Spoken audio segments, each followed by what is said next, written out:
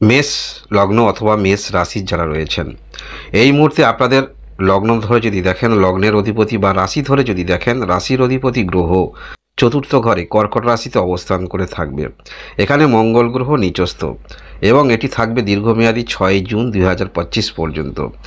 যেহেতু মেষ রাশি অথবা লগ্ন আপনাদের মেন কারক গ্রহ হচ্ছে এই মঙ্গল, আপনারা এই মঙ্গল থেকে এনার্জি, আপনার চিন্তাভাবনা, সেগুলো কিন্তু দেখতে পাওয়া যাবে প্রত্যেকের মধ্যে।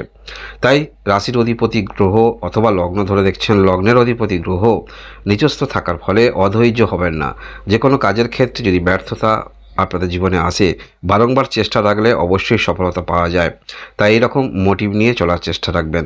পারিবারিক ক্ষেত্রে যদি কোনো রকম সিদ্ধান্ত নিতে চান, সেটা আপনাদের কোনো বিবাহিত বিষয়ে বা আপনি কোনো ভূমি কিনবেন বা গাড়ি কিনবেন, এই রকম ক্ষেত্রে একটু ভাবনা চিন্তা করে পদক্ষেপ রাখবেন। পুরানো গাড়ির দিকে যদি যান, পুরানো ঘর এই দিকে যদি যান, একটু কাগজপত্র ইত্যাদি দেখে কেনার চেষ্টা রাখবেন, কারণ মঙ্গল তো নিচস্থ থাকছে, যার ফলে একটু এইগুলো চিন্তা ভাবনা করে থাকতে আপনার হবে। তাছাড়াও রাহু গ্রহ কিন্তু থাকছে দ্বাদশ স্থানে, রাহু গ্রহের একটি দৃষ্টি কিন্তু চতুর্থ স্থানে থাকছে।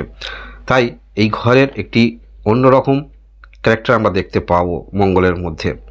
এবং যারা বিবাহিত রয়েছেন, আপনারা বিবাহিত সম্পর্ক যদি খারাপ থাকে, এই সময় আপনারা অবশ্যই সম্পর্ক কীভাবে উন্নতি করা যায় বা বেশি দূর খারাপ যাতে না হয়, এই দিকে অবশ্যই আপনাদের একটু চেষ্টা রাখতে হবে বা মনোযোগ দিতেই হবে। এবং কর্মক্ষেত্রের মধ্যে একটু চাপ থাকবে, অধৈর্য হবেন না। আর মঙ্গল যেহেতু এই রাশির, এই মঙ্গল গ্রহের মধ্যে জোশ দেখতে পাওয়া যায়, যে কোনো কাজের মধ্যে একটি জোশ নিয়ে আপনারা করছেন, সেই কাজে ততরূপ আপনারা ভালো বা কোনো রকম পজিটিভ ফল না পেলে মনের মধ্যে একটু টেনশান নিরাশা আসবে। টেনশান নিরাশা আনবেন না, যেহেতু রাশির অধিপতি বা লগ্নের অধিপতি গ্রহ মঙ্গল নিচস্থ থাকছে এবং জুন মাস পর্যন্ত। তবে হ্যাঁ, চন্দ্র যখন যখন গোচর করবে কিছুটা ক্ষেত্রে এখানে ভালো প্রভাবও পাবেন, তবে সেটি সামান্য কয়েকটা দিনের জন্য।